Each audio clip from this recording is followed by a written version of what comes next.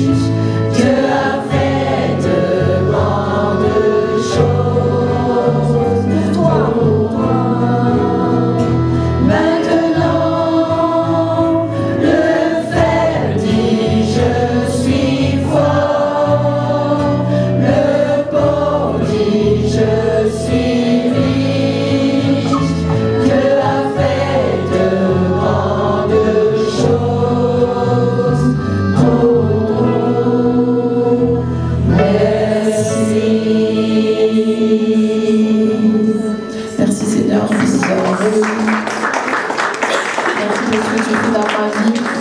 Merci pour ce que tu fais dans ma vie, Seigneur. Merci de me pardonner mes péchés. Merci de me pardonner quand je ne suis pas à la hauteur de ce que tu voudrais que je sois, Seigneur. Merci d'avoir envoyé ton Fils pour moi, pour me racheter de mes péchés. Merci, Seigneur. Venons avec un cœur reconnaissant. Tu aimes ce cœur de reconnaissance. Tu aimes ce cœur.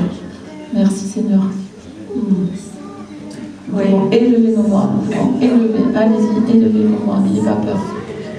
Seigneur, je veux vraiment te remercier, Seigneur, parce que ton sang qui a coulé à la croix est encore vivant, chaud, vif, puissant encore aujourd'hui. Il guérit encore aujourd'hui et il est plus fort que celui de sang d'Abel. Merci, Seigneur, parce que ce sang coule en moi, en nous. Merci parce qu'il est victorieux. Merci parce que tu es victorieux. Béni sois-tu, Seigneur, pour ma guérison. Béni sois-tu, Seigneur. Alléluia. Alléluia.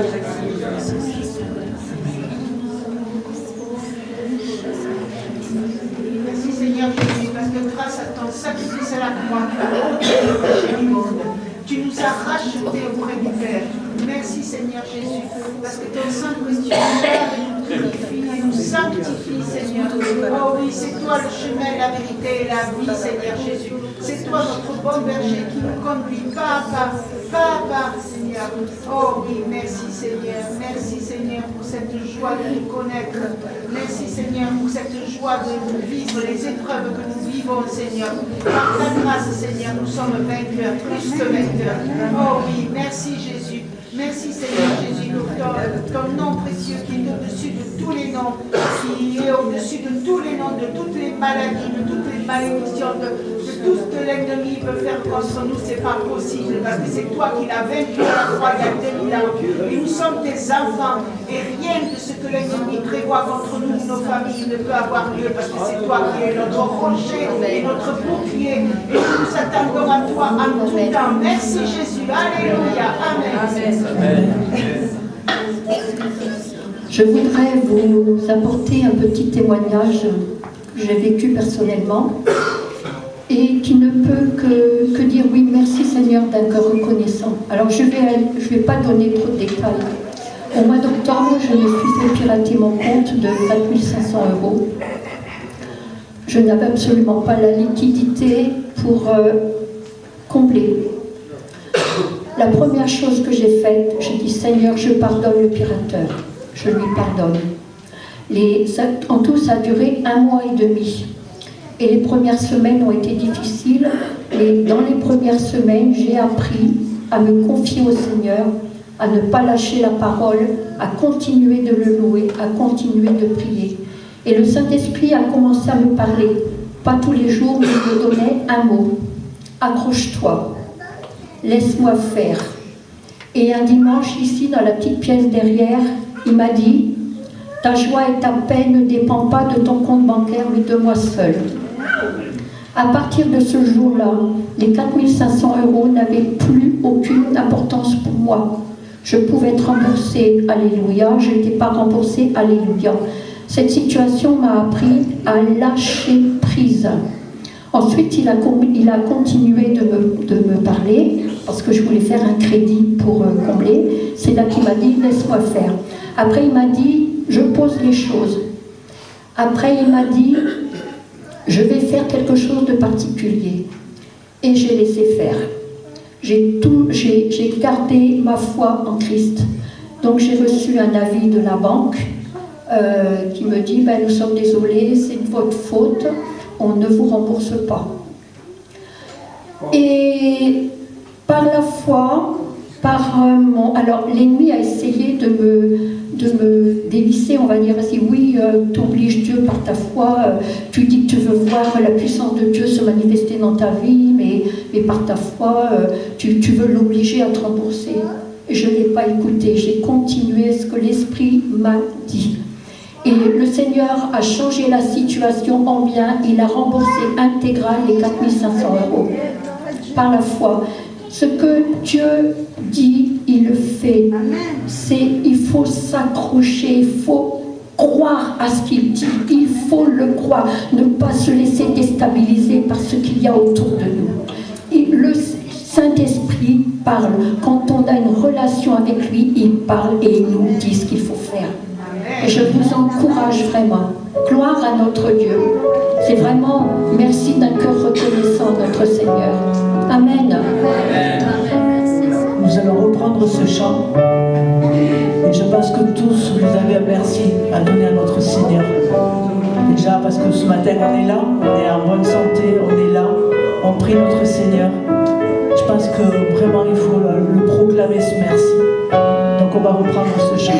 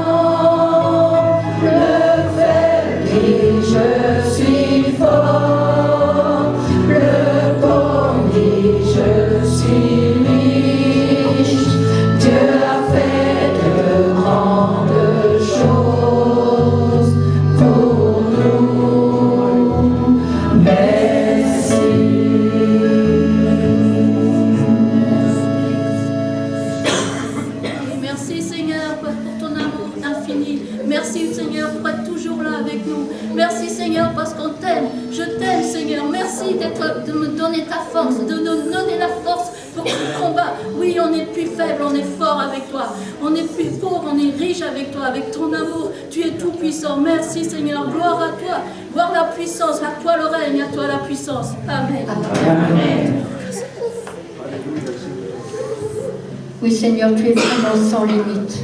Tu es vraiment sans limite. Tu es Dieu de l'impossible. Tu es vraiment sans limite. Que toute la gloire te revienne. Que toute la gloire te revienne. Tu es fidèle et juste pour répondre aux cris de ceux qui sont dans le désespoir. Tu es fidèle et juste, Seigneur, pour relever celui qui est tombé. Nos yeux sont fixés sur toi, c'est toi seul. On ne peut pas compter sur le monde, on ne peut pas compter sur les hommes. On ne compte que sur toi seul, Seigneur. Parce que tout est à toi, tout appartient. Tout appartient, les systèmes bancaires, les systèmes de la santé, tout appartient. Tout est à toi, Seigneur. À toi seul soit l'honneur, à toi seul soit la gloire. pour l'éternité. Amen. Seigneur, quand tu fais sortir le peuple d'Égypte, tu as ordonné à Moïse de mettre le sang sur le linteau des portes. Et là où était le sang de l'agneau, tu passais outre. Tu as vaincu le Pharaon qui s'est aplati devant toi. Et aujourd'hui, Seigneur, le sang de Jésus sur le linteau de la porte de notre cœur. Et tu as vaincu le Pharaon moderne, tu l'as vaincu et détruit ses œuvres. Nous te remercions dans le nom de Jésus. Amen. Amen. Alléluia, merci Seigneur Jésus. En tout cas, soyez toutes et toutes les bienvenus à la maison de Dieu. Vous savez où c'est la maison de Dieu? C'est quand 2 ou 3, quand l'Esprit de Dieu se réunissent, Dieu est au milieu d'eux, c'est là la maison de Dieu. Dieu fait une église avec des pierres vivantes, des hommes et des femmes qui aiment Jésus, qui ont accepté de changer de vie et de recevoir son Esprit. Et donc, comme vous êtes là, c'est la maison de Dieu. Amen. Père très saint, je te rends grâce et je te remets ce temps. C'est toi qui nous as précédés, c'est toi qui as désiré ce moment, c'est toi même qui as choisi les personnes qui doivent parler, qui doivent chanter, qui doivent être présentes à ce lieu. Nous, on est juste au bénéfice de ton intelligence et de ta sagesse. C'est toi qui diriges nos vies et tu veux le meilleur pour chacun, Seigneur. Et j'appelle le meilleur pour chacun, au puissant nom de Jésus-Christ. Que personne soit privé de la grâce de Dieu. J'amène tout esprit méchant à être sourd, muet, aveugle, inopérant, inoffensif dans ce lieu. Et je libère la foi et la compréhension de la parole de Dieu. La puissance et la liberté de l'Esprit Saint au milieu de nous. Cher Saint-Esprit, on t'appartient. On est à toi. Tu fais ce que tu veux avec nous. C'est ton Église. Tu peux marcher au milieu de nous, toucher qui tu veux. Quiconque acceptera que tu le visites, que tu le touches, que tu impactes sa vie, qui lèvera la main, tu pourras le toucher. Je te prie, Père, au nom de Jésus. Amen. Amen. Alléluia.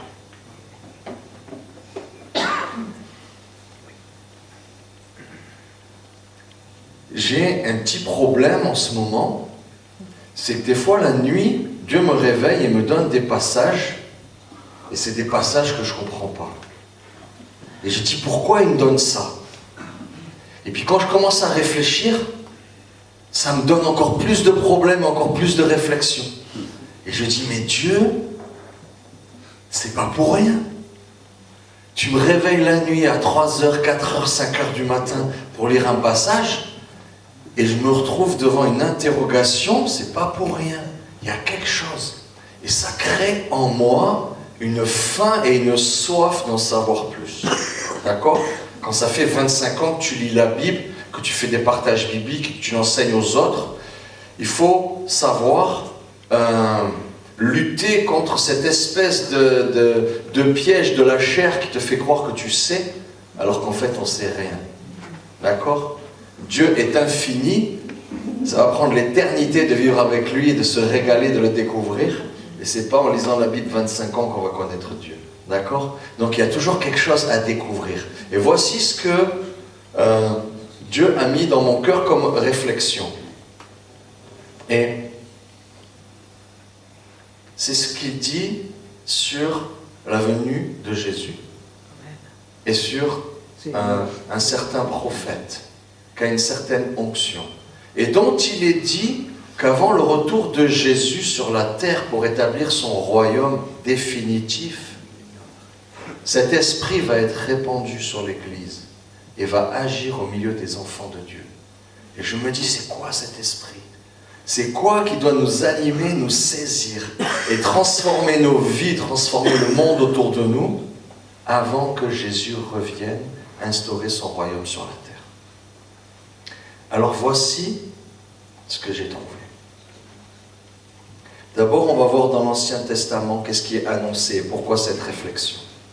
Vous trouvez ça dans Malachie. Malachie 4, du verset 1 à 6. Prophète de l'Ancien Testament qui annonce et qui parle du jour grand et redoutable où le Seigneur revient sur la terre. D'accord?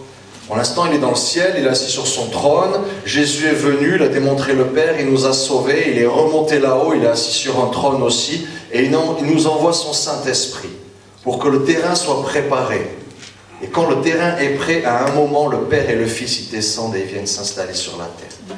Et là,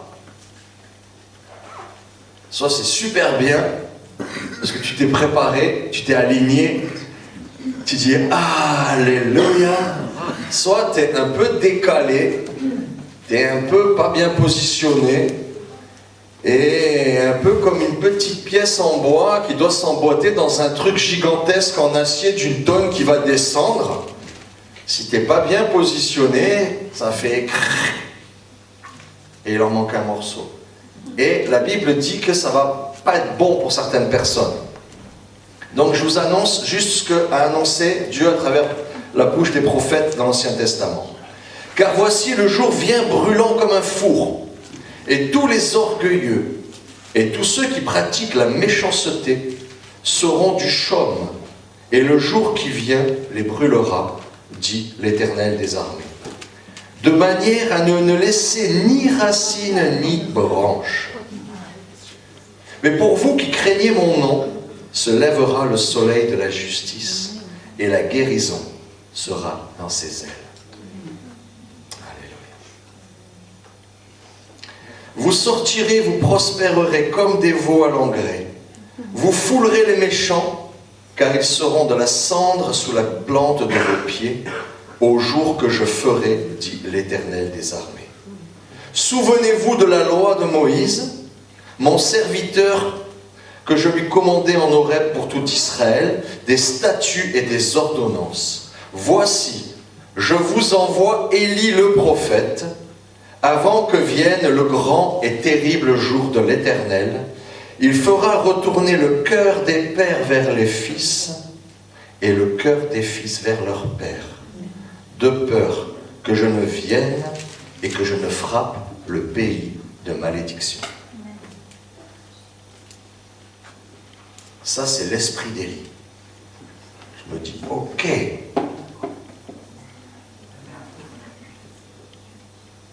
Voilà ce que Dieu veut faire. Il l'annonce d'avance. Il ne nous prend pas par surprise. Et il ne dit pas, tiens, je t'ai bien eu. Hein. Il te dit, voici ce que je vais faire. L'orgueil, la méchanceté, la désobéissance à Dieu, tout ça, ça a un temps, mais à un moment, ça va être stop. Et je vais venir rétablir une justice. Et tout ce qui est méchant, tout ce qui est orgueilleux, tout ce qui désobéit à Dieu va disparaître.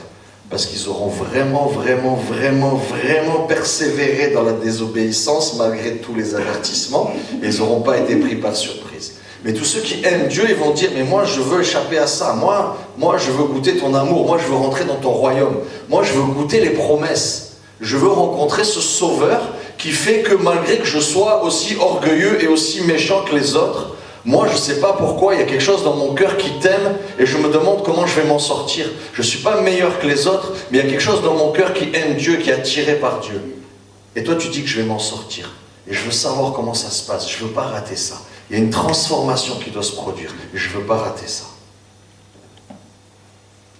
Alors le prophète Élie, c'est bizarre parce qu'au moment où Malachie parle, le prophète Élie est déjà venu. Et il est déjà parti dans un chariot de feu. Alors j'imagine les gars de l'Ancien Testament, ils se disent, attends, le prophète il nous dit qu'Élie va venir alors que Élie est déjà venu. Heureusement que c'est un prophète que ce qu'il a dit c'est accompli, parce qu'à l'époque, quand tu parlais de la part de Dieu et que ça n'arrivait pas, on te lapidait et on détruisait tous tes écrits. Donc nous, si on lit un prophète aujourd'hui, c'est que ce qu'il a dit est arrivé, et qu'il n'est pas mort, et qu'on peut le lire, d'accord? Donc heureusement, parce qu'il dit un truc là, Élie qui est déjà venu va revenir. Ok. Donc moi je fouille, je cherche, je laisse Dieu me conduire, d'accord?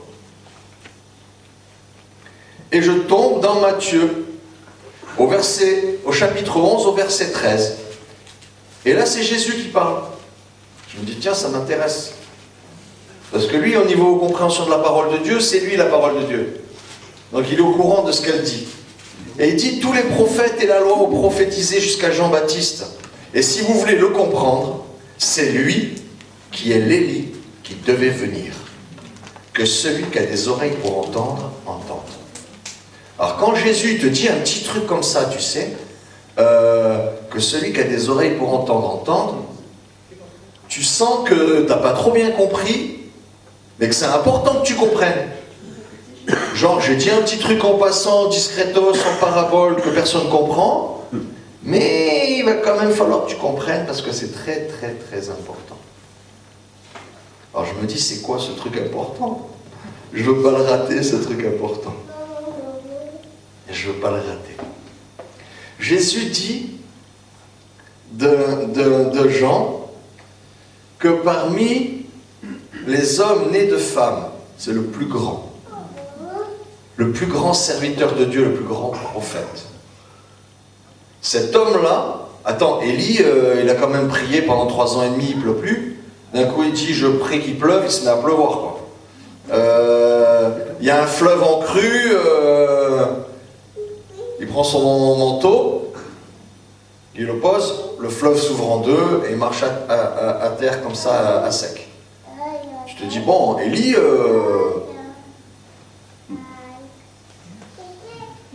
il y a du level quand même, dans la connaissance de Dieu, dans le miraculeux, dans la puissance, dans la gloire, d'accord? Il y a du niveau. Et Jésus dit, mais le prophète Jean-Baptiste, là, il est plus grand que lui.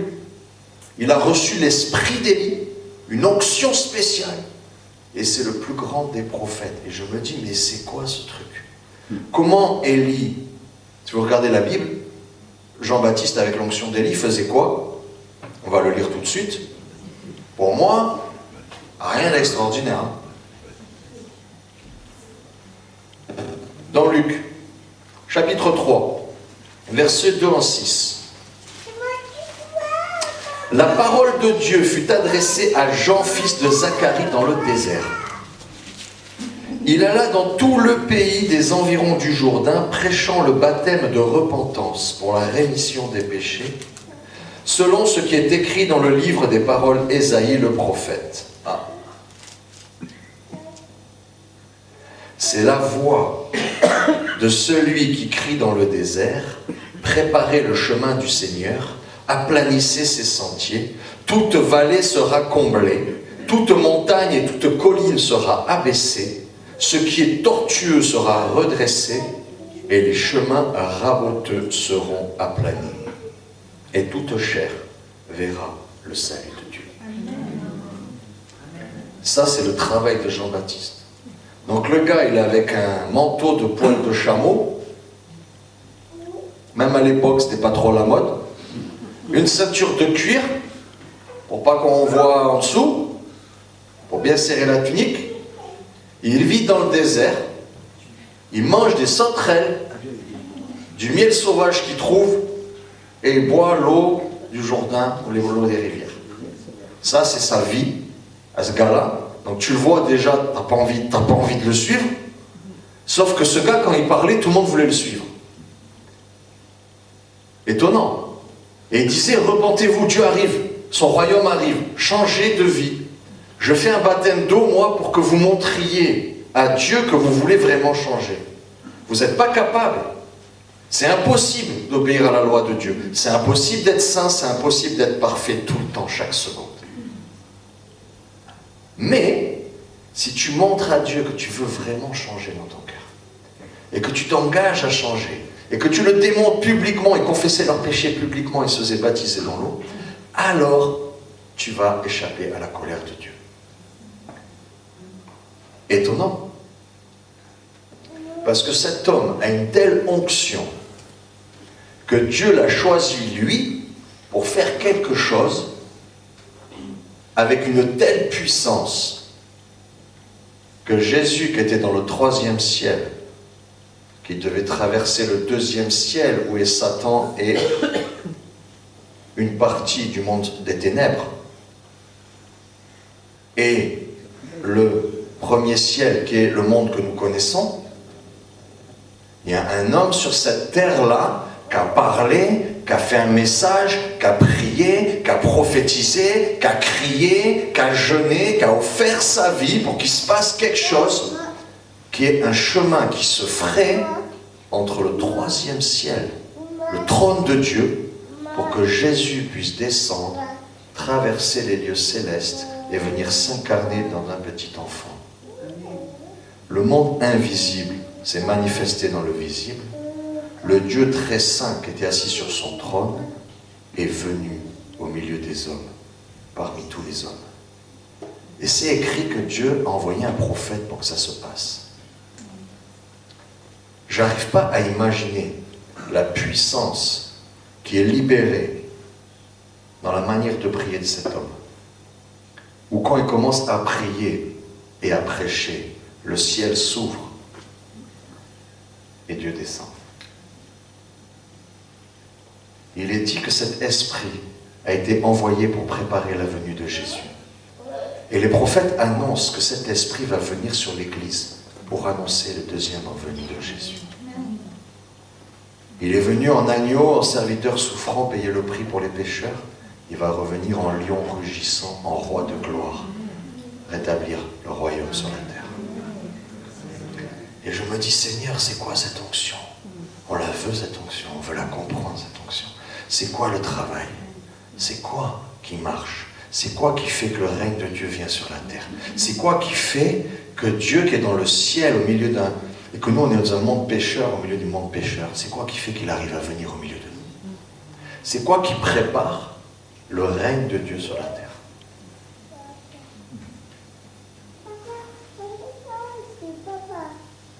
Alors j'ai continué à lire. Qu'est-ce qu'il raconte ce Jean-Baptiste? Et vous allez voir, il y en a pour tout le monde. Alors ces histoires de chemin, de montagne, etc., il y a des interprétations, d'accord? On voit qu'il y a des choses trop élevées, des montagnes et des collines, c'est parler d'orgueil dans l'Ancien Testament. Et là, il parle de montagnes et de collines, des gens élevés plus que les autres. Et c'est écrit qu'il va les rabaisser et la mettre au même niveau. C'est écrit aussi qu'il y a des vallées, qu'il y a des gens, ils sont écrasés, oppressés, humiliés, et ils se sentent inférieurs aux autres. Et ils sont traités comme inférieurs aux autres. Et Dieu dit que ceux-là, il va les relever. Et il va les mettre au même rang que les autres. Ainsi les rois et les pauvres, les malheureux et les riches, les libres et les esclaves, tous seront au même niveau. Amen. Dans son travail, il va dire aussi qu'il y a des choses, c'est un peu tordu. Vous avez déjà vu vos propres raisonnements pour arriver à désobéir à Dieu tout en lui obéissant, mais tout en faisant ce que vous voulez? Vous avez déjà négocié avec Dieu. Ah oui, mais... ouais, Dieu m'a dit ça, Dieu dit ça. Oui, mais... la Bible a dit que ton oui soit oui, ton non soit non. Tout ce qui vient après le mais vient du diable. Et nous, des oui, mais, on en a pas mal. Hein? Oh, oui, mais c'était avant. Oui, mais là, je peux pas. Oui, mais attends, c'est trop dur. Oui, mais c'est pas le temps. Oui, mais j'ai pas envie. Des oui, mais, il y en a plein. Vous connaissez ça dans votre cœur. La Bible dit que le cœur de l'homme est tortueux par-dessus tout. Donc il y a peut-être quelque chose dans notre cœur à redresser. À être honnête avec nous-mêmes et à être honnête avec Dieu en disant, c'est vrai. C'est vrai. La Bible dit que je suis pécheur, c'est vrai. S'il y a quelqu'un qui n'est pas pécheur, il se ment à lui-même, dit la parole. Il se ment à lui-même. Si tant que tu n'as pas découvert combien tu es pécheur, il n'y a pas moyen que tu sois sauvé. Et les chemins raboteux seront aplanis. Alors, des fois, ça gratte un peu. Des fois, c'est un peu rugueux. Des fois, il y a des caractères... tu sens que l'amour de Dieu, pour qu'il passe, ça va être compliqué. Et je plaide coupable le premier. Amen.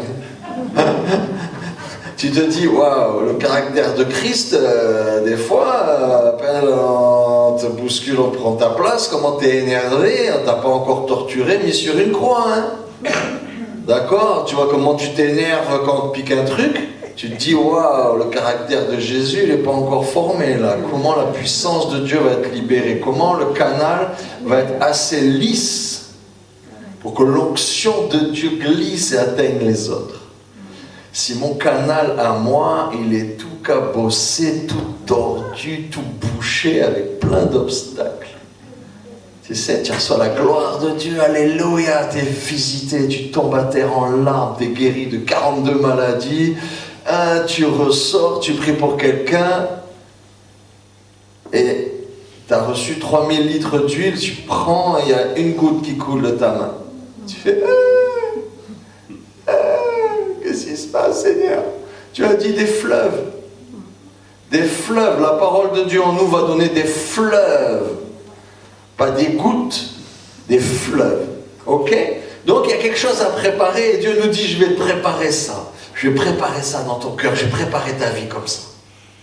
Et je dis, mais Jean-Baptiste, ce message, il est simple. Je ne sais pas si vous avez remarqué, mais tous les messages, ils sont simples. Moi, je regarde des trucs sur Internet des apôtres aux États-Unis. Une femme, elle s'appelle Catherine Crix. Elle a un message. La maternelle. La maternelle. D'accord? Le réveil en Argentine, les messages des pasteurs, la maternelle. Reinhard Bonnke, grand évangéliste allemand, il a prêché au Nigeria. Il y a eu 1 million de personnes en une seule fois qui sont données à Jésus. C'était une prophétie qu'il avait reçue, ça s'est accompli. Son message, il dit lui-même, moi je prêche la maternelle. Je prêche A, B, C de la Bible. Je connais de A jusqu'à Z, mais mon travail c'est de prêcher A, B, C. Tu te dis, mais c'est fou ça. Et tu vois, ces gens, ils prêchent, 1 million de personnes donnent leur vie à Jésus. Catherine Crix, elle prêche à des chrétiens, les démons dans les chrétiens commencent à les agiter dans tous les sens, parce qu'il y a une telle onction qu'avant les démons pouvaient se cacher, se moquer d'eux, et leur voler leur vie. Ils disaient, je ne comprends pas pourquoi ça m'arrive ça, je ne sais pas c'est quoi mon problème, tiens, je suis avec Jésus, je marche avec Jésus, mais j'y arrive pas, mais j'ai des difficultés, mais j'arrive pas à lire la Bible, mais j'arrive pas à être prospère dans les finances, mais dans mon couple ça va pas, dans ma famille ça va pas, dans mon travail ça va pas, je galère, je suis censé être un roi, et je suis en train de galérer, je ne comprends pas. Et il y a des petits voleurs dans nos vies qui sont là cachés. Et quand l'onction augmente, quand la puissance de Dieu augmente, ils sont dévoilés. Et je vois des délivrances de chrétiens qui s'agitent comme des serpents, qui partent dans tous les sens, qui hurlent, qui crient, ils sont plusieurs, ils parlent par leur bouche. Il ne faut pas regarder si vous êtes sensible, parce qu'on est dans la vraie délivrance, mais c'est des chrétiens. Et la femme, elle ne se bagarre pas. Elle est là, elle prie, elle dit approche-toi, tu te tais maintenant. À 3, tu vas partir. 1, 2, 3. Les gens ils font boum, tout est parti. Le combat dure 3 secondes et demie. Juste à dit, je compte jusqu'à 3, tu t'en vas à 3. Et à 3, les gens sont délivrés. Je dis, mais waouh, la puissance, c'est quoi le message? Et tu lis le message, c'est Jésus, il t'aime, il faut lire la parole, il faut se sanctifier, il faut marcher avec lui, il faut passer du temps avec lui. Le même message que tout le monde. Tu aimes Jésus. Jésus est Dieu. Il va te réconcilier, il va te délivrer, il va te sauver. Si tu marches avec lui, il va venir dans ta vie, il va te transformer. C'est tout simple le message. Le message est toujours très simple. Parce que même un enfant doit pouvoir l'entendre et le comprendre. La puissance, c'est l'Esprit de Dieu qui fait. Alléluia. C'est l'Esprit de Dieu qui vous touche. C'est l'Esprit de Dieu qui vient si tu dis, moi je te veux, Seigneur. C'est l'Esprit de Dieu qui vient te oindre de puissance si tu dis, moi je veux te servir. Moi aussi je veux délivrer des gens. Moi aussi j'en ai marre de voir des gens prisonniers dans leur vie pourrie. Moi aussi j'en ai marre de voir des gens malades.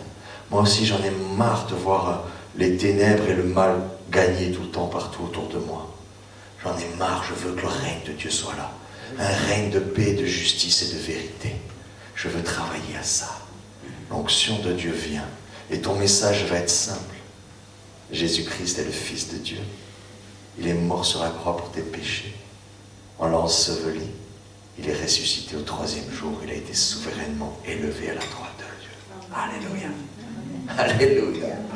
C'est simple. C'est simple. Alléluia.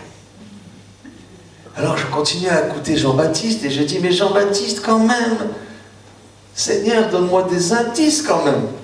Parce que là, moi, je ne peux pas aller regarder le film qui a été filmé de Jean-Baptiste qui prêchait dans le désert. On n'a pas la vidéo. Mince, on n'a pas la vidéo. Je veux voir comment, quand il prie, lui, les fleuves s'ouvrent, le ciel s'ouvre, les ténèbres s'enfuient et Dieu arrive. Je veux voir ça. Il n'y avait pas le film. Alors je continue le texte et je cherche. Et voici que Jean-Baptiste, en fait, il parlait aux gens. Et il leur donnait des conseils. Ça veut dire que celui qui disait dans l'esprit, pour que les gens le vivent et que ça s'incarne en eux, il leur faisait faire des choses simples. Parce que s'il faut battre des bras et s'envoler dans le ciel pour être sauvé, on est tous morts, on est d'accord? Donc il faisait des choses simples. Écoutez bien. Et c'est là l'essentiel de mon message. Et Dieu m'a dit juste de rester là-dessus. Voici ce que Jean-Baptiste disait. Il disait à ceux qui venaient en foule pour être baptisés par lui. Bon, le premier, ça choque un peu, hein. Prenez-le bien. Il disait, race de vipères, qui vous a appris à fuir la colère à venir? Nous, dans l'église, les gens disent, sois les bienvenus, viens, approche-toi, viens. Jésus et Jean-Baptiste, eux, ils n'ont pas le temps. Ils ont une mission. Ils ont peu de temps, hein. Jean-Baptiste, on va lui trancher la tête, et Jésus, on va le clouer sur une croix au bout de 3 ans. D'accord? Donc, il faut qu'ils accomplissent la mission. Race de vipères, espèce de serpent, vous croyez faire semblant avec des rituels, avec des cinémas, vous approchez dans l'église, faire un baptême et lire votre Bible, vous croyez que vous allez être sauvés, vous croyez que Dieu ne voit pas vos cœurs? C'est ça qu'il leur dit. Si tu ne changes pas vraiment, tu ne seras pas sauvé. Tu peux faire toutes les églises que tu veux, tous les baptêmes que tu veux, tous les gris-gris que tu veux, tous les cierges que tu veux, tu ne seras pas sauvé. Dieu regarde dans ton cœur. L'acte que tu fais de venir à l'église, de te faire baptiser, de lire ta Bible, de chanter, c'est juste que dans ton cœur tu veux changer. Dans ton cœur tu sais bien que tu as besoin de Dieu. Dans ton cœur tu sais que tu ne vas pas passer le test de comparaison avec Jésus. Oui, c'est le même, il passe. Non, il va comparer, il va dire, ah non, là, toi, t'es pas pareil, tu passes pas. Donc on a besoin d'être sauvés. On a tous besoin d'être sauvés. Et ceux qui viennent faire le rituel qu'on appelle religieux, de je vais à l'église, je fais semblant, oui je connais, alléluia, et puis après ils continuent à faire leur vie, on l'a tous fait, mais ça marche pas. Et à un moment Dieu t'attrape, et il te dit ça va pas marcher mon gars. Et c'est un peu ce que disait Jésus, c'est aussi ce que dit Jean-Baptiste. Et voilà qu'est-ce qu'il demande. Produisez donc des fruits dignes de la repentance. Tu veux te faire baptiser pour montrer que tu veux changer? Eh ben fais déjà un effort toi, quoi. Vas-y, montre-nous 2-3 trucs, quoi. Bien sûr, tu ne vas pas changer. Bien sûr, tu ne peux pas te changer. Tu ne peux pas t'auto-transformer en Jésus. D'accord? Tu es nul en sport. Tu ne vas pas devenir champion du monde dans 3 ans. D'accord? Tu es pécheur. Tu ne vas pas devenir un saint par tes propres forces. Tu l'aurais déjà fait. Et si c'était possible, ça se saurait. Toutes les religions du monde auraient chopé la recette pour le donner aux autres. Et pour montrer comment c'est eux qui ont encore raison. Mais ça ne marche pas. Ça ne marche pas de changer par soi-même. Ça ne marche pas. Donc produisez des fruits dignes de la repentance. Seigneur, je veux changer. Je veux arrêter ça. Alors je commence. Je suis égoïste, Seigneur.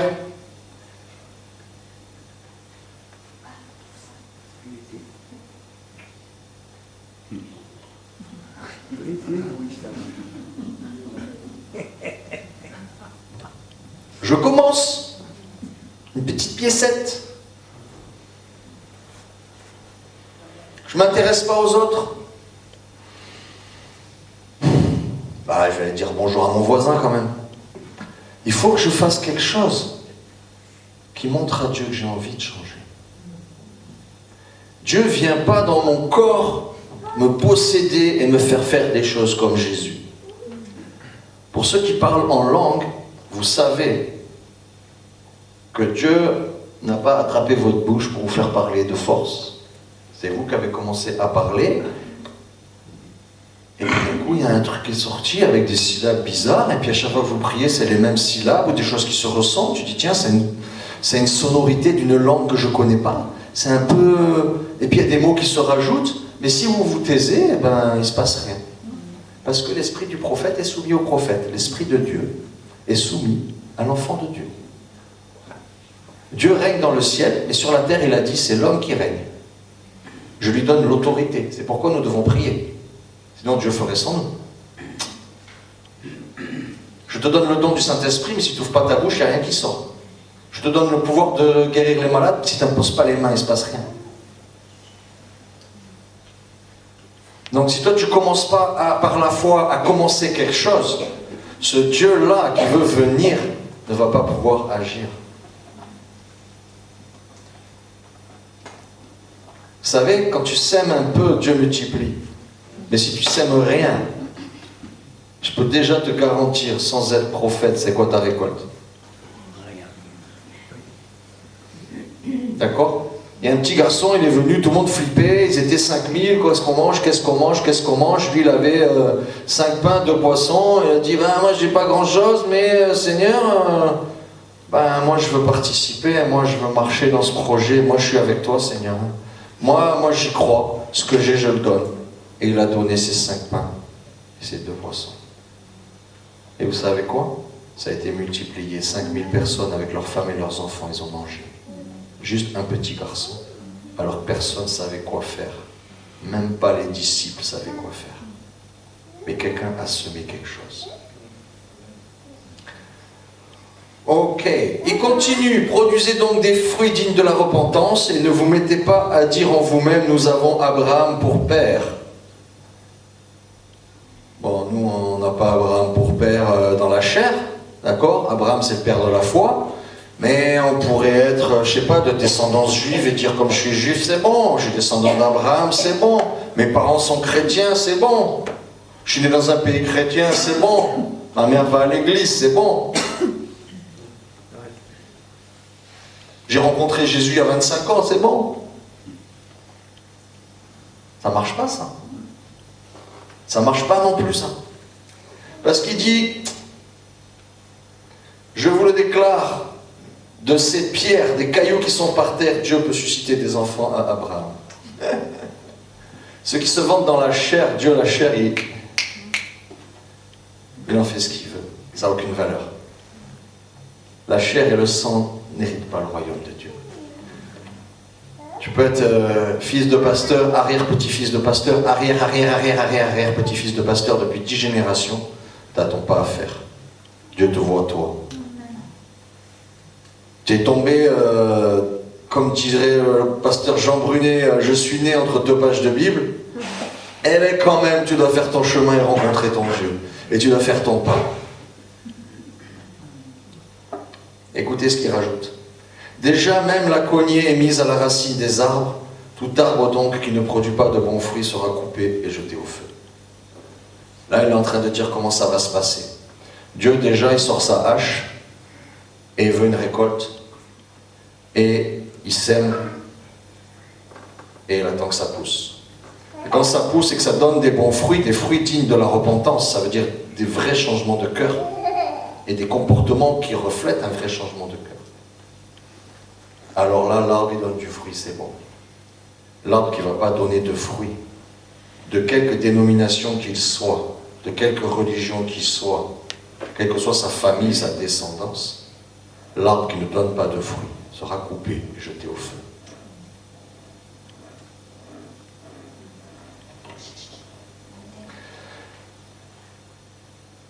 Alors la foule l'interrogeait, parce que là, ça les fait un peu flipper quand même. Parce qu'eux, ils aiment Dieu, ils se disent comment je peux m'en sortir, ça a l'air sévère, ça a l'air compliqué. Il leur répondit, eux ils disent que devons donc nous faire? Il leur répondit des choses tout simples. Mais je crois que c'est là que Dieu nous attend. C'est ça, cette onction d'Élie qui vient, qui bouleverse le monde. Il dit que celui qui a 2 tuniques partage avec celui qui n'en a pas. Et que celui qui a de quoi manger agisse de même.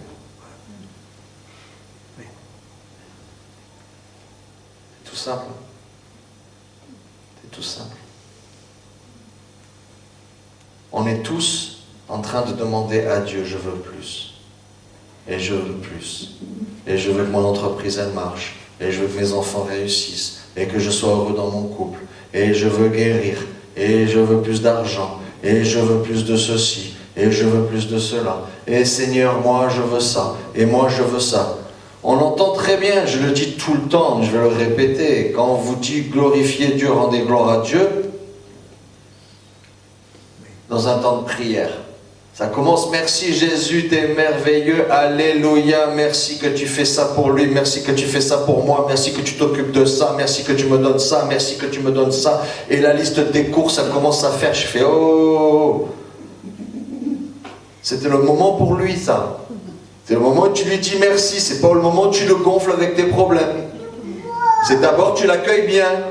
Sois le bienvenu Jésus, t'es merveilleux, t'es glorieux, je sais que tu pourvois mes besoins, t'es le fidèle et le véritable. Je n'ai pas été super fidèle, mais ta fidélité ne dépend pas de moi, elle ne dépend pas de la mienne. Ta fidélité c'est ta nature, tu ne peux pas changer. T'es comme le soleil, tu brilles sur les justes et les injustes, t'es comme la pluie, tu tombes sur les bons et les méchants. Je sais qui tu es, je t'honore et je t'invite au milieu de l'assemblée, je veux que tu sois là. Et une fois que tu es là, ben, tu sais de quoi on a besoin. Peut-être on a des choses à te dire, mais d'abord c'est toi, quoi. C'est pas moi. C'est pas c'est j'ai besoin. Je souffre. Tu vois pas que j'ai mal. Tu vois pas que j'ai besoin. Tu vois pas que ça va pas. Enfin, Dieu, tu vois pas. Mais si, il voit, mais il s'en fout de ton je vois pas. Ce qu'il veut, c'est que tu crois en lui. C'est la foi qui fait que tu attrapes. C'est pas tes pleurnicheries. Jamais la pleurnicherie a marché. Hein. Jamais. Jamais quand tu as mal, ça marche. Regarde comme j'ai mal, Seigneur.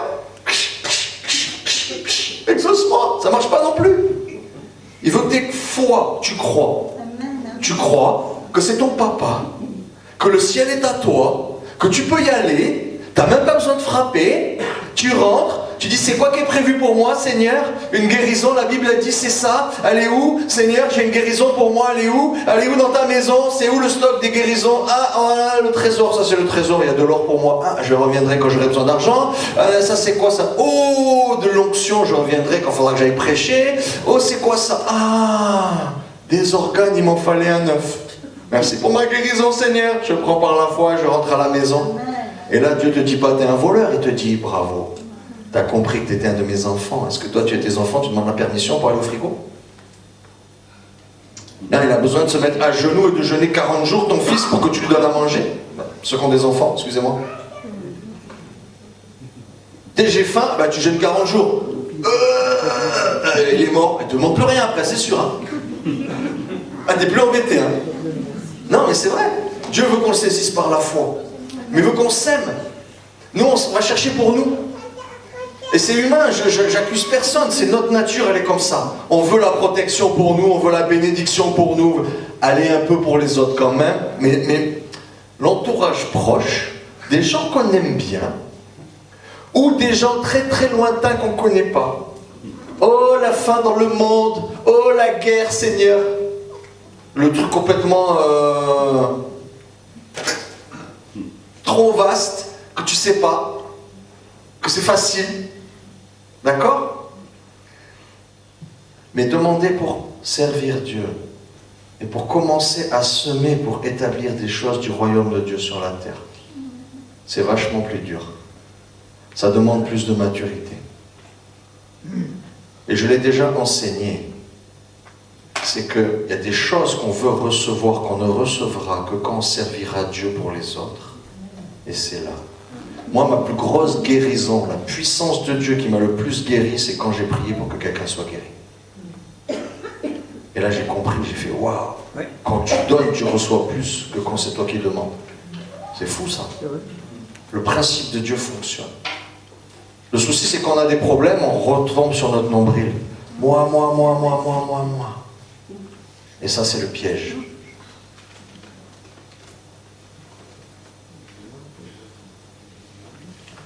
Un vêtement de trop, c'est pas trop dur. Hein. 2 manteaux, il est tout nu, je donne un manteau.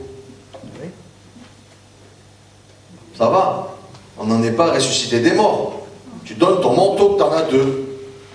Tu as à manger, tu as 2 sandwichs, tu donnes un sandwich au mec qui a faim. C'est pas... D'accord? C'est abordable. C'est abordable. Il vient aussi des publicains. Alors, les publicains, c'est des traîtres à leur patrie qui piquaient les impôts pour les Romains, qui envahissaient leur propre pays, et ils piquaient à leur peuple les impôts pour les Romains, mais... Ils avaient la main qui collait un peu, quoi. Donc des fois, ils en prenaient et ils en gardaient un peu. Tu devais une pièce, ils en demandaient 2. Tu vois? Je dirais que ça s'appelle la corruption. Je dirais que tu as une place d'autorité avec un pouvoir sur des gens et tu profites de ce pouvoir pour demander plus que ce que tu devrais demander. D'accord? Et Dieu te dit, je vois. Je vois. Maître, que devons-nous faire? Ils disent ces gens-là. Il leur répondit, n'exigez rien au-delà de ce qui vous a été ordonné. Pas de reproche. Tu es qui tu es. Mais tu dois être juste et tu dois être droit. Ça commence, la justice de Dieu commence par la justice pour ta mère, pour toi et ton entourage. Des soldats. Alors, je n'ai pas fait exprès, les légionnaires, mais il y a des soldats qui viennent et ils disent, et nous, qu'est-ce qu'on fait? Chacun a ses problèmes, hein? Des soldats aussi lui demandèrent, et nous, que devons-nous faire? Il leur répondit, ne commettez ni extorsion ni fraude envers personne et contentez-vous de votre solde. Dans beaucoup de pays, l'armée, la police, face à des gens fragiles et sans armes, ils font un peu la loi et il y a bakchiche souvent, hein. Tu peux te retrouver vite en prison, vite enfermé, vite avec une balle perdue, alors tout le monde a peur, et puis ils en profitent un peu et ils donnent un peu plus, tu vois. Et au temps des Romains, c'était pareil. Et il leur dit, mais toi, tu as une solde, pourquoi tu abuses de ce que Dieu t'a donné comme position? Que ça soit celui qui a de l'argent, celui qui a de la force, celui qui a du pouvoir, celui qui a de la puissance, celui qui a des muscles, celui qui a des armes, si tu l'utilises, ton pouvoir, de manière malhonnête, injuste, et que tu en abuses, tu ne travailles pas à la venue de Christ. Tu travailles à désorganiser le monde pour que Christ ne vienne pas. Et si tu veux vraiment le royaume de Dieu, qui vienne se toucher tout le monde, il faut que déjà qu'il te touche toi. Amen. Si toi tu fais rien, il n'y aura rien. Combien de fois on entend les gens prier, je veux que mon voisin il change, je veux que ma voisine elle change, je veux que ma femme elle change, je veux que l'autre il change. On le sait que ça ne marche pas ces prières. Nous en tant que pasteur, ça nous saoule. On sait que ça ne marche pas. Toi tu vas changer. Quand ton cœur aura changé, la situation ne sera plus la même. Et d'un coup tout est résolu. Et l'autre, il est toujours aussi pénible. Mais toi, tu as changé. Sa pénibilité ne t'accroche plus. Elle ne te touche plus. Ça glisse. Il n'a pas changé. Mais une fois qu'il voit que toi, tu changes, on ne sait pas pourquoi. Dieu commence à le changer. Seulement là, Dieu commence à le changer. Le royaume de Dieu commence par nous. Alléluia. Alléluia. Vous voyez cet homme qui était le plus puissant des prophètes. Il a dit, moi je vous dis ça, juste vous commencez à vous aligner dans des petites choses. Juste vous aligner dans des petites choses de tous les jours. S'occuper du pauvre, de la veuve, de l'orphelin, du faible qui ne peut pas se défendre, du malheureux qui est rejeté, de celui qui a une blessure, à chaque fois il se fait avoir, qu'on lui dit un truc qui craque, parce qu'on sait qu'on appuie là, ça fait mal. Tous ces gens-là, toutes ces choses que l'on fait, je crois que Dieu veut qu'on arrête et qu'on commence à s'aligner en se disant, c'est vrai, tu arrives bientôt, Seigneur. Et on va commencer à s'aligner et on va commencer à faire des œuvres dignes de la repentance. Peut-être on va commencer à s'occuper des orphelins. Peut-être on va commencer à s'occuper des veuves. Peut-être on va s'occuper des pauvres. Peut-être on va s'occuper des faibles et les défendre. Il y a des avocats chrétiens, ils défendent des gens gratuitement. Il y a des gens qui donnent des vêtements, il y a des gens qui donnent de la nourriture. Il y a des gens, ils offrent des douches, ils hébergent des gens. Tu sais, si tu ne commences pas par une personne, tu n'auras jamais l'accomplissement de la vision.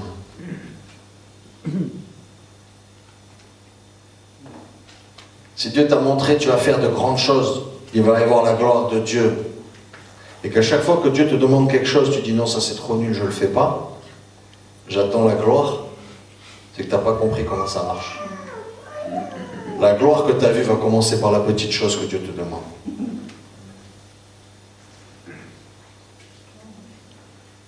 Ça commence toujours par une petite chose que les autres vont mépriser, que tout le monde va s'en moquer. Même toi, tu trouves que c'est nul. C'est trop petit. Ça se voit pas. C'est pas glorieux. C'est pas terrible. C'est trop caché. Je te promets, Dieu le voit. Dieu multiplie ce que tu commences à semer. Et il faut qu'aucun d'entre nous se retrouve avec 0 dans son compteur. Parce que 0 multiplié par Dieu, ça fait 0. Amen. Merci Seigneur. Jésus va arrêter là. Parce que des choses à faire, on en a plein. Des choses pas très justes dans nos vies, on en a plein. Et il est peut-être temps d'oublier les protocoles cléricaux et l'Église et le ministère et la louange et la prédication et la prière. D'accord, toutes ces choses-là sont importantes. Et je crois que toutes ces choses-là sont faites pour nourrir et nous faire enfanter une petite graine, un petit geste, un petit quelque chose qui va bénir les autres, qui va bénir le peuple autour de nous, qui va toucher les vies et les cœurs, et que Dieu va pouvoir multiplier.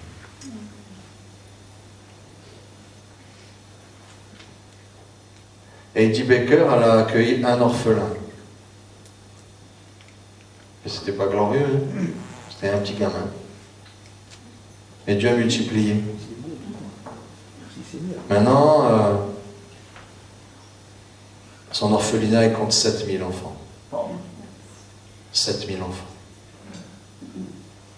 D'accord? Et nous, on voit l'arrivée. On veut être arrivé déjà.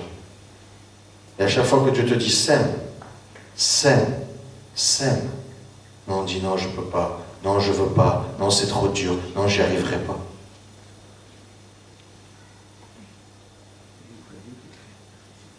Tu sais, quand tu as la vision, tu vas accueillir 100 personnes ou 1000 personnes parce qu'il y a des réfugiés, parce qu'il y a la guerre, parce que c'est des juifs qui font leur alia, parce que c'est je sais pas quoi. Et que tu vas accueillir des milliers de personnes et servir des milliers de personnes. Et si une, tu refuses, les 1000, tu les verras jamais. Si Dieu te dit, tu vas faire rentrer plein d'argent dans le royaume de Dieu, et que tu attends d'être millionnaire pour bénir les serviteurs de Dieu, tu ne verras jamais ton million. Parce que Dieu va attendre que tu fasses le petit geste qui va multiplier, que tu vas refaire un plus gros geste qui va multiplier, et ça va être toute ta vie comme ça. Et il va attendre le moment où tu gardes pour toi. Et là, ça sera ton échec, ta défaite. Et il va te reprendre, et tu vas dire, ah pardon, et tu vas savoir que tu es fait pour donner, parce que c'est là que ça multiplie. Et c'est là que ça multiplie, et c'est là que tu multiplies, jusqu'à ce que tu sois millionnaire, comme Dieu l'avait dit. Si tu sèmes pas, tu rentres pas dans ce que Dieu a prévu. Si tu n'acceptes pas les petits commencements, il n'y aura pas de choses glorieuses. Et il est temps qu'on s'occupe, comme dit la parole, des veuves, des orphelins, des pauvres, des malheureux, des faibles. Il est temps qu'on sème quelque chose pour que Dieu ait quelque chose à multiplier. Qu'est-ce qu'on va dire à Jésus quand il va revenir? Je suis allé à l'église. J'ai lu le bouquin. Tu as fait un bouquin, il était bien, je l'ai lu. Ah, je l'ai lu 2 fois entier. Et alors? Et alors, ça a fait quoi en toi? C'était bien. Ben, je l'ai récité aux autres, dit-on. Il était tellement bien, je l'ai raconté aux autres. Oui, mais encore. Seigneur Jésus, cher Saint-Esprit, tu as mis des rêves dans nos cœurs. Il y a des choses que tu as mis dans nos cœurs, Seigneur, c'est les œuvres préparées d'avance, afin que les saints les pratiquent pour la gloire du nom de Jésus. Ça ne vient même pas de toi, c'est Dieu qui l'a préparé. En fait, tu as été créé pour faire quelque chose. Tu as été créé pour produire quelque chose de Dieu sur la terre. Et tu ne sais pas comment faire. C'est dur parce que c'est l'opposé de tout ce que tout le monde fait. Parce que le monde est géré par Satan qui te dit qu'il faut prendre pour avoir. Et Dieu te dit qu'il faut donner pour avoir. Il faut être le plus fort pour régner. Dieu te dit c'est celui qui est comme un enfant qui sera le plus grand qui va régner sur les autres. Il faut commander les autres et les faire travailler. Et être le chef.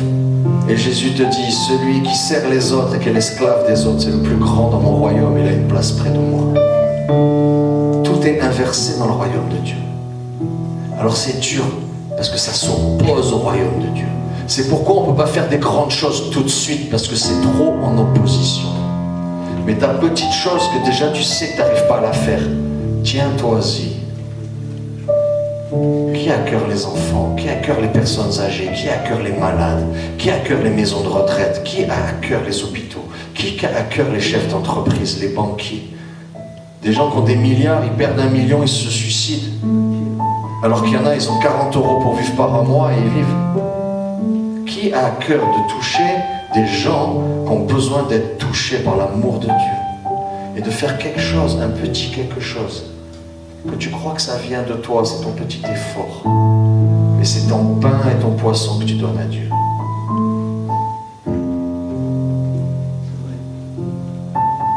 Vous savez, dans l'Apocalypse, il est dit qu'il y a des églises qui se croient riches, qui se croient fortes, qui se croient vêtues de beaux vêtements. Et Jésus leur dit, tu es aveugle, tu es misérable et tu es nu. Viens auprès de moi, chercher du collyre pour que tes yeux voient. Chercher de l'or purifié par le feu pour que tu sois vraiment riche. Et trouver des vêtements de fin lin blanc et pur pour pas que tu sois nu. Et vous savez c'est quoi les vêtements de fin lin blanc et pur? C'est les œuvres justes des saints.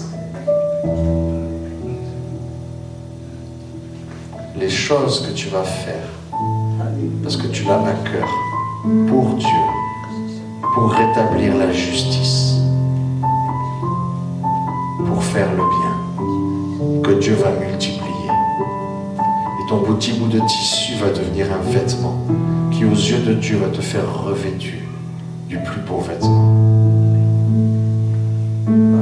C'est le même vêtement que Dieu réclame le jour des noces. Quand le roi a invité tout le monde et qu'il voit des gens qui n'ont pas les bons vêtements et qui ont été invités, il les prend et les fait mettre dehors parce qu'ils n'ont pas les bons vêtements. Ils n'ont pas cette tenue blanche, des œuvres justes des saints, des choses que tu fais pour Dieu et tu vois que c'est Dieu parce que quand tu persévères, Dieu le multiplie. Seigneur, fais-nous grâce, je te prie. Fais-nous grâce, je te prie. Nous te disons que nous t'aimons. Nous disons que nous croyons en toi, Seigneur. Mais où sont les œuvres qui te glorifient? Où sont les œuvres dignes de la repentance? Où sont les œuvres qui montrent qu'on n'est pas les mêmes qu'avant et qu'on n'est pas les mêmes que les gens du monde? Où sont tes œuvres, Seigneur?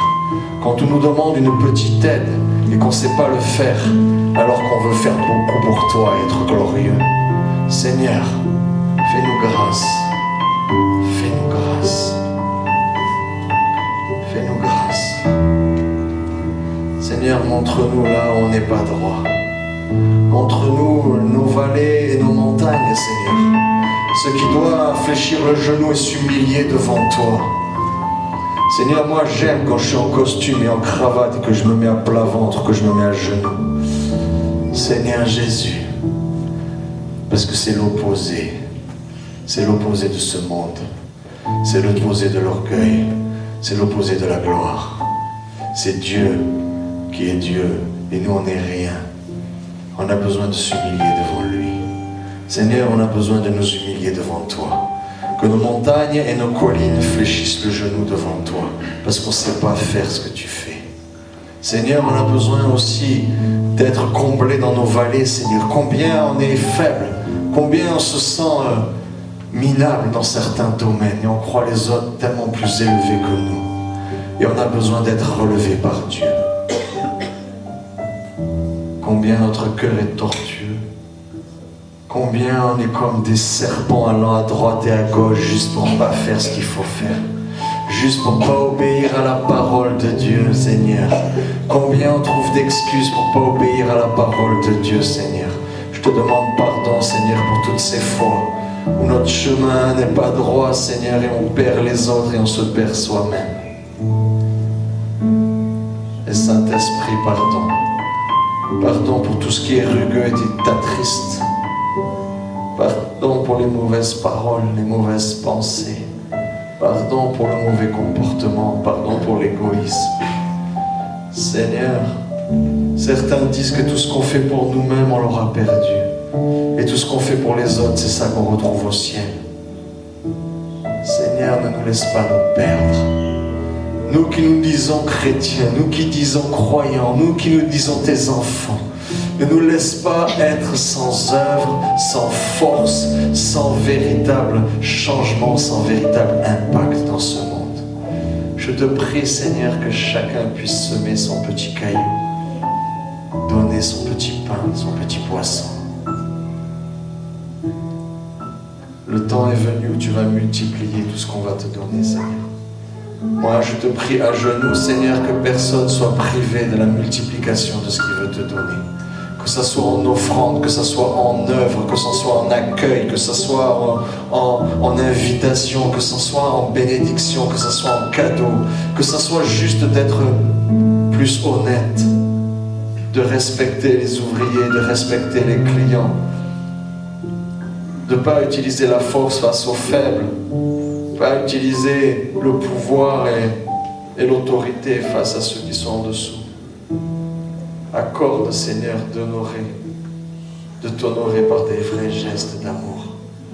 Accorde-nous de semer dans des œuvres bonnes, des justes, des saints. Que ton Église ne soit pas stérile, qu'elle ne soit pas nulle, qu'elle ne soit pas aveugle et qu'elle ne soit pas misérable. Je te prie, Père, au nom de Jésus.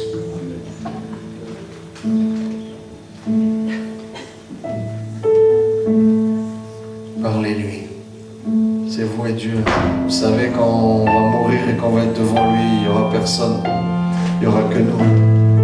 Parlez-lui.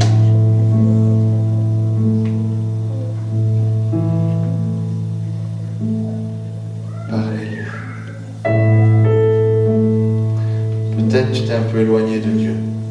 Peut-être tu as fait un peu trop ce que tu voulais. Tu as un peu trop négocié et à force de négocier, tu n'entends plus la voix de Dieu et tu as perdu le chemin à la maison. Peut-être tu as besoin d'être réconcilié avec Dieu. Dieu dit quiconque invoquera le nom du Seigneur Jésus sera sauvé. Si tu demandes pardon, et si tu pardonnes, Dieu t'accorde son salut. Dieu t'accorde d'être réconcilié avec Dieu.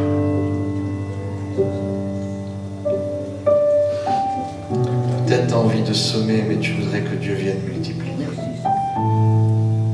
Et tu dis, je ne connais pas ce Dieu qui fait des miracles. J'ai jamais vu de miracle. J'ai jamais vu de guérison. J'ai jamais vu d'exaucement de prière.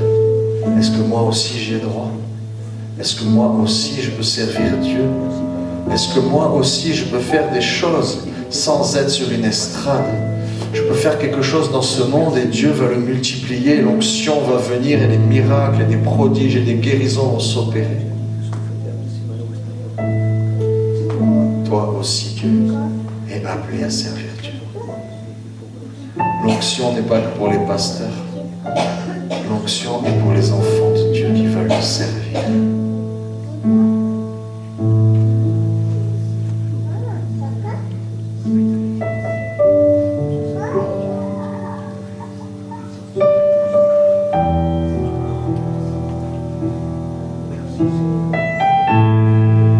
J'aimerais que tu puisses s'engager ce matin. Dieu va te demander quelque chose, ça sera tout petit.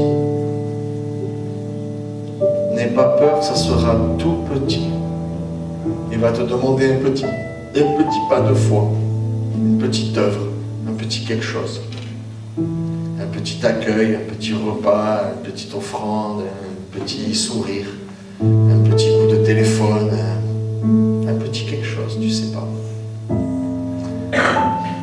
Un peu plus de justice, un peu plus de droiture. Tu vas lui dire que c'est pour lui. Tu vas lui dire que c'est ton offrande pour lui. Et c'est lui qui va multiplier ton offrande. Que celui qui veut s'engager avec Dieu puisse lever la main ce matin. Parce que Dieu va venir vous parler et vous donner ce que vous devez faire. Parce que vous avez été destinés à porter sa gloire et à manifester sa nature.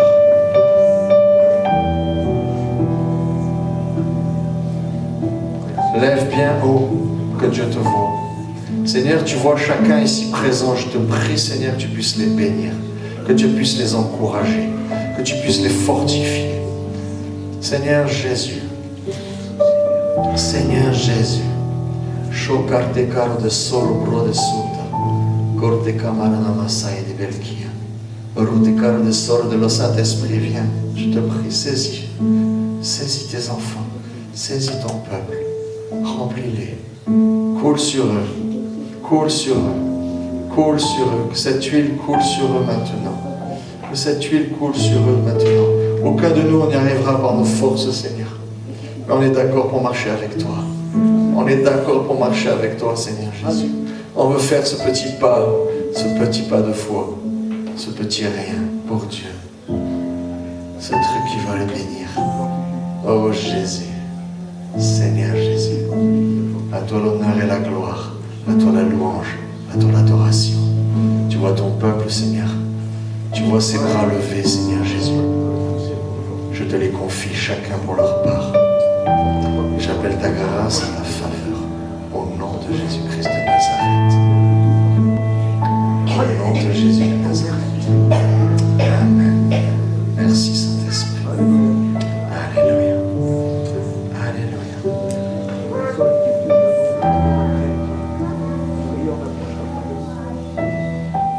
Si vous avez reçu des visions, des images ou des pensées de ce que vous devez accomplir,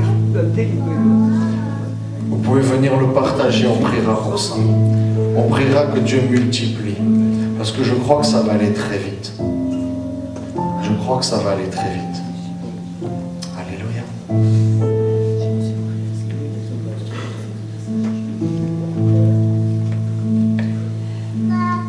Ce matin, je m'étais levée dans la nuit, et puis après je me suis recouchée. Et quand je me suis recouchée, j'ai fait un rêve qui illustre tout à fait le message de Fabrice. J'étais dans une maison, qui pouvait être ma maison, mais c'était pas tout à fait la même, mais ça fait rien. Et je regardais, c'était l'heure du repas de midi. Et je regardais par la fenêtre, puis j'ai vu une voiture arriver avec... c'était un de mes oncles qui arrivait. Bon, dans ma tête, j'ai pensé de suite, ah ben mince, il arrive au moment du repas, ça me fait suer. Puis bon, il est rentré. Et puis il est arrivé d'autres personnes, mais plein de personnes. Et puis la maison était pleine. Et le Seigneur me parle tous ces temps-ci en me disant, donnez-leur vous-même à manger. Et là, donc j'étais appuyée contre le mur et je disais, Seigneur, tu as vu toutes ces personnes-là, il faut les faire manger, c'est midi. Et j'avais 2 boîtes de confit de canard et c'est tout, et des pommes de terre. Et voilà. Bon, j'étais pas réticente à les faire manger, mais je disais, mais comment je vais faire? Et puis il y avait mon mari, Et je lui dis, tu peux aller acheter 1 ou 2 fruites de pain? Et il me montre là, mais à côté il y avait la boulangerie, parce qu'on a été boulanger. Il me montrait la boulangerie, elle était pleine de pain, donc il n'avait pas besoin d'aller en acheter, il y avait le pain là. Et puis, j'ai dit, bon, ben, je vais me mettre en route pour faire la cuisine. Et j'ouvre les placards pour commencer à mettre la table. J'allais mettre la table avant de préparer le repas. Et quand j'ai ouvert les placards, eh bien, il y avait des plats, ils étaient tout prêts, ils étaient garnis. Il y avait un plat de pommes de terre, un plat de je sais plus, enfin, il y avait 3 plats en tout. Et donc j'ai donné les plats, il y avait tout plein d'enfants, il y avait plein d'enfants dans un coin à la table, là ils s'étaient estampés pour attendre à manger. Ils se sont jetés sur la nourriture et ils ont mangé. Et quand je me suis réveillée, j'ai dit Seigneur, ça veut dire quoi ça? Ben, ça veut dire que le Seigneur il attend simplement qu'on mette la table et que lui il la garnira. Amen. Merci Jésus. Dieu parle. Alléluia. Quelqu'un a reçu quelque chose? C'est pas forcément cette nuit, c'est pas forcément cette semaine, ça peut être maintenant là. Si vous avez reçu quelque chose, vous pouvez le partager. Si c'est pour vous, faites ce que Dieu vous montre. Vous battez pas contre Dieu. Faites ce que Dieu vous montre. Faites ce que Dieu a mis sur votre cœur. Ne vous laissez pas voler votre destinée. Si vous ne faites pas cette semence, si vous ne faites pas les œuvres que Dieu vous demande, votre vie ne sert à rien. C'est comme cet arbre qui ne donne pas de fruits que Dieu va couper et jeter au feu. Dieu, dans sa grâce, nous donne de porter du fruit pour qu'on puisse porter une portion de sa gloire. C'est juste pour nous sauver. Il nous donne un peu de lui, pour qu'on soit un peu comme lui et qu'on soit sauvé. C'est son cadeau. Ne rejetez pas le cadeau de Dieu. Amen. Moi, j'ai reçu quelque chose il y a à peu près 1 semaine et demie. C'était au petit réveil. C'est un message très court, mais qui est très parlant. Le Seigneur m'a dit lavage de l'Église. L'Église avec un grand E. Lavage de l'Église. Donc, ça fait réfléchir.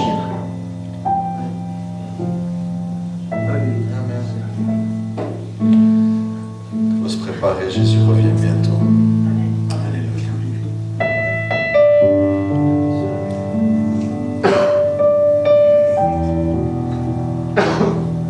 Alors, vous savez que dans pas longtemps, fin mars, Mauricio et Aura ont plus de maison. Et moi, j'ai décidé de proposer, même si c'est pas très grand chez moi, un accueil pour Mauricio, Aura et ses enfants. Et voilà, je voulais juste le dire. Merci Jésus. Merci Jésus. Merci Jésus.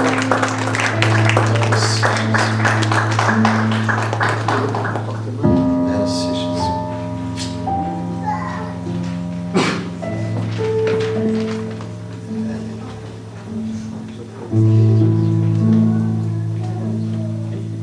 Alors, ça fait plusieurs semaines que je demande au Seigneur qu'il me donne des rêves, des visions, des images. Et hier soir, j'ai rêvé qu'on était tous au petit salon, Corinne ouvre la porte et on était tous endormis.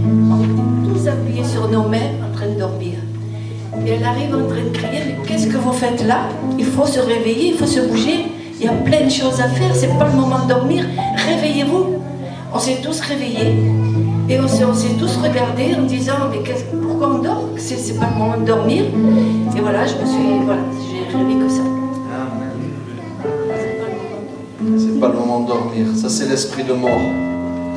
L'esprit de mort, il t'endort, il te décourage. Et il étouffe tes projets, il étouffe ton envie, il étouffe ton zèle, il étouffe ton amour. Tu aimes Jésus, mais tu es plus zélé comme avant. Tu pries plus, tu vas plus à l'église, tu sers plus, tu évangélises plus. Tu t'es fait endormir. Et ça commence tout doucement. L'esprit de mort, il t'attrape tout doucement et t'enlève des millimètres par des millimètres. Et puis d'un coup, tu fais plus, puis ça, tu laisses tomber, et puis ça s'arrête. Et à un moment, tu es vraiment mort. Tu es mort spirituel. On a besoin d'être réveillé. On a vraiment besoin d'être réveillé. Alléluia. Merci Jésus que c'est toi qui le fais. C'est toi qui le fais. Et tu nous harcèles, Seigneur. Tu nous harcèles de ton amour, tu nous harcèles de ton empressement. Parce que tu viens bientôt. Tu viens bientôt. Alléluia. veut qu'on soit prêt en fait. Il ne veut pas nous choper par surprise et dire punaise, t'as raté ton histoire. Le cœur de Dieu, c'est de te prévenir avant que tu te prépares. Et tu sais, il peut t'attraper n'importe quand tu pêches. Les occasions ne manquent pas pour Dieu de te choper juste au mauvais moment quand tu as mal parlé ou que tu as mal agi. Et tu dis, ah, je suis foudroyé, je suis foutu, je vais en enfer. Dieu peut faire ça. Et son cœur, c'est de te prévenir pour que tu sois en train de faire quelque chose de bien quand tu viens. Et quand il arrive, il te voit en train de faire quelque chose de bien et qu'il fait, ah, t'es mon fils, toi, t'es ma fille, toi. Je savais que tu allais le faire. C'est ça le cœur de Dieu. C'est pour ça qu'il nous prépare. C'est pour ça qu'il nous réveille. C'est pour ça qu'il vient nous encourager. Il te dit, prépare-toi, je veux te prendre dans ton plus beau profil. Je veux te prendre au moment où tu es glorieux, au moment où tu sers, au moment où tu fais quelque chose de bien.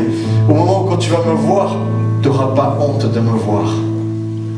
Tu n'auras pas honte d'être face à face avec Dieu. Tu seras content d'avoir obéi. Alléluia. Soyez richement bénis, que la paix de Jésus soit avec vous. Que le Saint-Esprit continue à vous parler. Le Saint-Esprit ne vous lâchera pas. Alléluia. Il y a des courageuses là. Il n'y a pas eu beaucoup d'hommes, j'ai remarqué. Alors, moi je voulais témoigner de quelque chose qui s'est passé il y a déjà plusieurs mois. En fait, il faut savoir qu'il y a pas mal de musulmans dans ma classe et du coup je prie beaucoup pour eux. Et en fait, ce qui s'est passé, c'est que on devait chercher une application en rapport avec des cours qu'on faisait en classe. Donc l'application, c'était en rapport avec des chocolats, donc aucun rapport avec Dieu vraiment. Et en tapant le nom de l'application sur Apple Store, ben, en fait, au lieu d'avoir le nom de l'application directement, il y a eu Holy Bible. Et ben, du coup, moi j'étais un peu en retard par rapport aux autres parce que je devais finir de ranger quelque chose. Il y a quelqu'un de ma classe qui a levé la main et qui a dit, mais madame, pourquoi il y a Holy Bible? Ça n'a aucun rapport avec ce qu'on cherche et tout ça. Et ben, quand j'ai tapé moi avec mon téléphone, ben, je me suis aperçue qu'il y avait l'application Holy Bible et je me suis dit, mais c'est bizarre et tout ça. Et puis je me suis rappelée de toutes les prières que j'ai faites pour eux et je me suis rendu compte que ben, au final ça venait de Dieu. Et que c'était un signe et du coup j'ai ressenti sa présence. Et voilà. Et eux maintenant ils savent qu'il y a une équipe dans la vie en fait. Alléluia. Alléluia. Oui? Oui? Oh, c'est pas grand chose, mais je veux dire quand même, hein, ça glorifie Dieu. Hein. C'est pas grand chose. Si c'est dans le sujet, tu peux venir. Mais c'est pour remercier. Si ça n'a rien à voir. Pour remercier Dieu, non, ce qu'il fait. Ben, on va y voir droit quand même. Je remercie Dieu parce que je remercie Dieu parce qu'il exauce souvent mes prières dans l'unité, quoi. Et ça m'est arrivé à Marseille d'exercer l'hospitalité à des amis de mon vis-à-vis. Et Dieu me l'a rendu quand j'avais pas de maison. Amen. Et là, je suis engagé au Resto du Cœur, vendredi, et je donnais des sacs aux gens, tout ça. Et il y a un monsieur, qui me dit, je m'en fous. Je dis, monsieur, vous en foutez, vous allez ici à Carrefour Market pour acheter à manger, il y en a qui ont besoin. Ils ont besoin de vous. Que Dieu vous bénisse. On dit quoi? Et après, comme j'étais trop en retard, ça fait loin, Carrefour Market à pied, je suis monté au McDo, il y a un McDonald's en haut, Cressel. Ça monte, hein. Et arrivé en haut, comme je commande pas, j'ai une dame, elle m'indique pour taper le menu. Et je prends mon menu et je la remercie. Et je me mets à table. Et cette dame, elle revient après, elle me dit, vous n'allez plus à la calanque de Lumini, c'est à Marseille. J'ai dit, la calanque de Lumini? Mais j'y vais plus, je suis à Millau, là. Elle me dit, nous sommes de Marseille, on vous connaît, vous veniez manger, quand vous allez marcher à la calanque, à la mer. Il y a le calanque et à la mer. Vous veniez chez nous, vous avez un kiosque à sandwich, vous mangez des fois des sandwichs. J'ai pas reconnu. Après, je présente mon mari, j'ai reconnu le visage. Et comme j'avais agi, quand je me disais à moi-même, Seigneur, il faut que je me redescende à pied, c'est où hein. Elle m'a dit, on est content de vous revoir, nous on est en vacances ici. Elle m'a dit, vous remontez, je dis, ben, je vais partir à pied. Elle m'a dit, écoutez, j'avais prié pour ça. Si vous voulez, on peut accompagner en voiture. Ils m'ont accompagné. Et son mari, bon, il est protestant, on a parlé de 2 minutes du Seigneur, pas trop. Hein. Voilà. C'est ce que je voulais dire. Tu es bon. Amen. Amen. C'est la manière de faire de Dieu. On ne fait pas quelque chose pour récolter. Mais celui qui sème, c'est obligé. C'est une loi universelle. Celui qui sème, il récolte. Il faut juste choisir sa semence des bonnes choses. Si vous voulez que votre vie change et récolter des bonnes choses, vous devez semer des bonnes choses. Amen.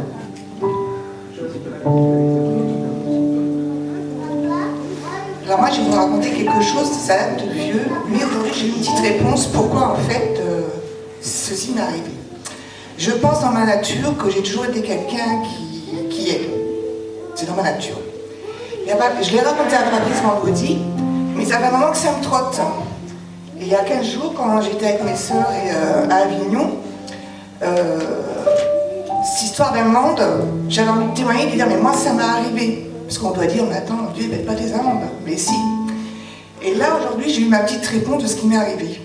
En fait, il y a très très très longtemps, je devais avoir 20 ans, donc ça date, j'y vais pour payer mes impôts locaux. Mais j'avais pas d'argent en fait. J'y vais pour demander un arrangement de paiement. Et quand j'y vais pour demander un arrangement de paiement, le monsieur il tape là, et il dit oui mais c'est bon, c'est payé. Bon, moi je fais pas un rapprochement avec Dieu à cette époque. Hein. Je dis ah bon, alors j'essaye un petit peu de mentir, de pas être très honnête en fait. Je dis ah bon, vous êtes sûr? Oui, c'est payé, vous avez demandé un dégrèvement, c'est payé. Mais je savais même pas ce que c'était un dégrèvement. Je dis restant tout de suite, je dis, vous pouvez pas marquer un tampon payé là que ce soit vrai? Ils me mettent tampon payé et je repars comme ça. Et en fait, là, tout à l'heure, j'ai pensé que j'ai aidé une amie qui était à la rue. Elle était vraiment enceinte. Je lui ai dit le peu que j'avais. Et en fait, c'est la réponse que j'ai eue tout à l'heure. C'est ce que tu avais semé. Voilà. En fait, c'est ce qu'on sème et Dieu nous aide autrement. Et oui, Dieu, en fait, peut payer des amendes, des trésors publics sans que... Voilà. Je me suis toujours demandé pourquoi j'arrive, pourquoi c'est payé. Ben, j'ai eu la réponse tout à l'heure. Voilà. Merci Jésus. Merci Jésus.